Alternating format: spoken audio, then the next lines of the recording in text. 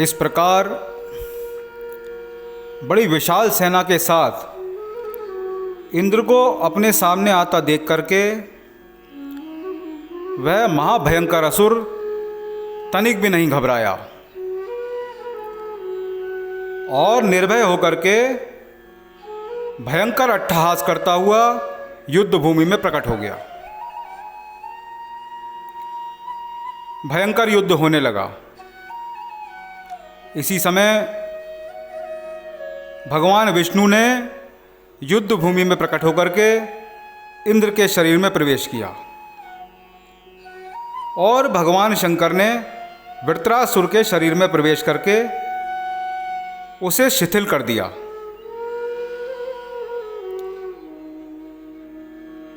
शिथिल अवस्था में भी वृत्रासुर इंद्र से पराक्रम में प्रबल पड़ रहा था। उसने उसी समय ऐरावत पर एक गदा का प्रहार किया। ऐरावत रक्त बमन करता हुआ 28 हाथ पीछे हट गया।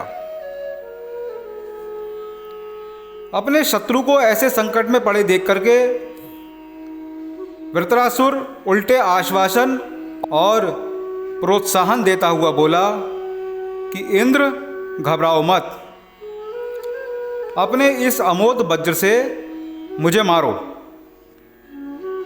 बिल्कुल भी शंका मत करो, वज्र का प्रहार खाली नहीं जाएगा। तुम्हारा यह महान वज्र तो महर्षि दधीचि और भगवान के तेज से संपन्न है, और जहाँ भगवान है वहीं विजय है, वहीं लक्ष्मी है और सारे गुण भी वहीं हैं। और भगवान की सच्ची कृपा मुझ पर है। मैं अपने मन को भगवान के चरण कमलों में लगाकर तुम्हारे वज्र के प्रहार से इस शरीर के बंधन से छूटकर जो योगियों के लिए भी दुर्लभ है, उस परम धाम को प्राप्त कर लूंगा। हे इंद्र, जिनकी बुद्धि भगवान में लगी है, उन श्री हरि के भक्तों को स्वर्ग, पृथ्वी, पाताल आदि की संपत्ति भगवान कभी नहीं देते, क्योंकि ये संपत्तियां राग, द्वेष, उद्वेग, आवेग आदि, व्याधि, मद, मोह, अभिमान, क्षोभ, व्यसन, विवाद, परिश्रम, क्लेश आदि को ही देती हैं। जिस प्रकार अपने पर निर्भर अबोध शिशु को माता पिता कभी अपने हाथों से क्या विष दे सकते हैं, इसी प्रकार मेरे स्वामी बड़े दयामय हैं। वह अपने प्रियजनों को विषय रूप विष ना देकर उनके अर्थ, धर्म, काम संबंधी प्रयत्नों का ही नाश कर देते हैं। मुझ पर भगवान की विशेष कृपा है। इसी कारण से तो उन्होंने मेरे ऐश्वर्य को छीन लिया और तुम्हें वज्र दे करके यहां भेजा है कि तुम इस नश्वर शरीर से मुझे मुक्त करके श्री हरि के चरणों में पहुंचा दो। परंतु इंद्र, तुम्हारा अभाग्य है, तुम पर प्रभु की कृपा नहीं है। इसी कारण से तुम अर्थ, धर्म और काम के प्रयत्नों में लगे हो। भगवान की कृपा का रहस्य तो उनके निर्मल मन भक्त ही जानते हैं।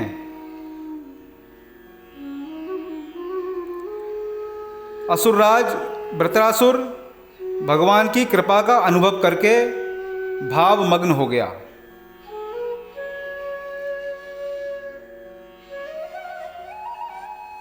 वह भगवान को प्रत्यक्ष जानकर उनसे प्रार्थना करने लगा कि ये हरि, मैं मरकर भी आपके चरण आश्रय में रहूं, आपका ही दास बनूं, मेरा मन सदा आपका स्मरण करता रहे, मेरी वाणी से सदा आपका नाम जप होता रहे,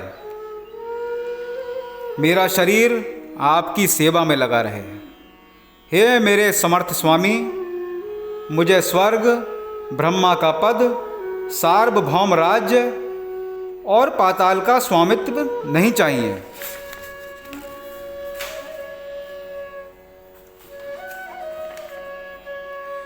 मैं तो चाहता हूं कि पक्षियों के जिन बच्चों के अभी पंख ना निकले हों, वे जैसे चुग्गा लाने गई हुई अपने माता के आने की उत्सुक प्रतीक्षा करते हैं, जिस प्रकार रस्सी से बंधे भूख से व्याकुल बछड़े अपनी माता गौ का स्तनपान करने के लिए उतावले रहते हैं, जैसे पतिव्रता स्त्री अपने दूर देश गए पति का दर्शन करने को उत्कंठित रहती है, वैसे ही आपके दर्शनों के लिए मेरे प्राण व्याकुल हैं। इस संसार चक्र में मैं अपने कर्मों से जहां भी जाऊं,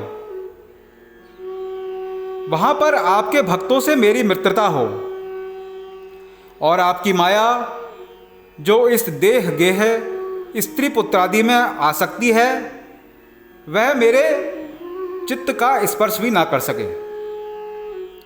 अब प्रार्थना करते करते वृत्रासुर ध्यान मग्न हो गया। फिर कुछ देर बाद सावधान होकर वह इंद्र की ओर त्रिशूल उठा करके दौड़ा। अब इंद्र ने वज्र से भयंकर प्रहार किया और वृत्रासुर की दाहिनी भुजा काट दी। भुजा कट जाने पर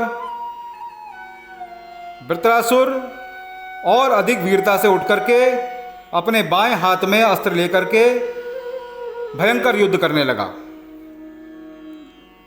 और उसने इंद्र की थोड़ी पर प्रहार किया। इस आघात के कारण इंद्र के हाथ से वज्र गिर पड़ा और वह लज्जित हो गया। इंद्र को लज्जित होता देख करके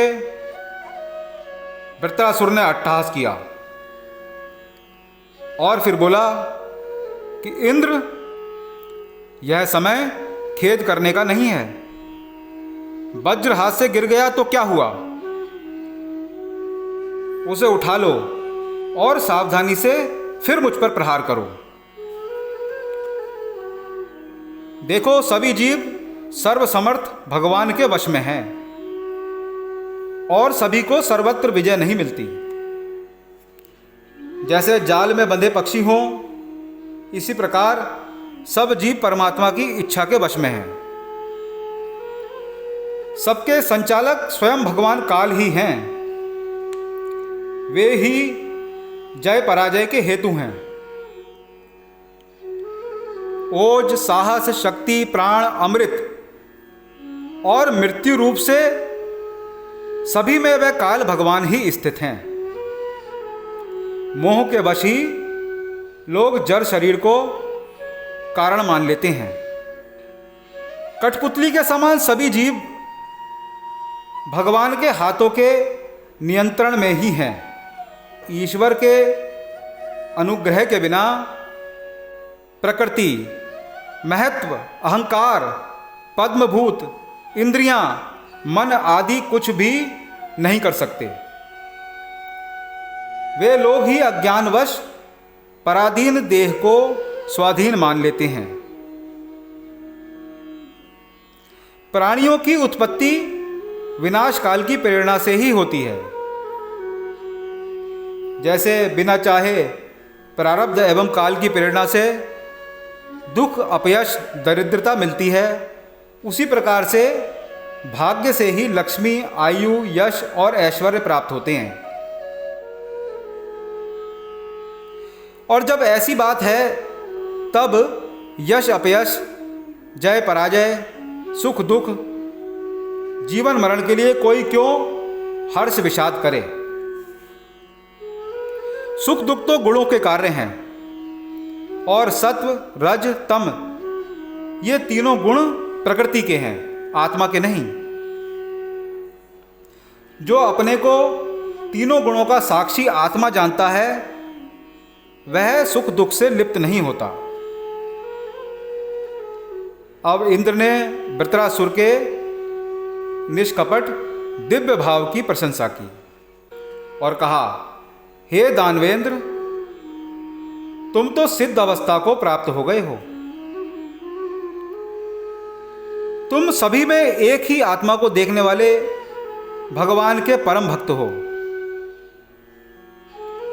तुम आसुरी भाव को छोड़ करके महापुरुष हो गए हो। तुम सभी को मोहित करने वाली भगवान की माया से भी पार हो गए हो। आश्चर्य की बात है कि रजोगुणी स्वभाव होने पर भी तुमने अपने चित्त को बड़ी दृढ़ता से सर्वमूर्ति भगवान वासुदेव में लगा रखा है। तुम्हारा स्वर्ग आदि के भोगों में अनासक्त होना ठीक ही है। आनंद सिंधु भगवान की भक्ति के अमृत सागर में जो विहार कर रहा है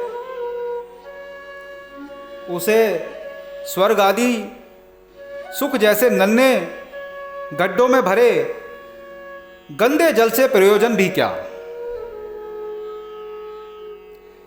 इसके बाद वृत्रासुर ने भयंकर मुख फैला करके ऐरावत सहित इंद्र को ऐसे निगल लिया जैसे कोई बड़ा अजगर हाथी को निगल ले।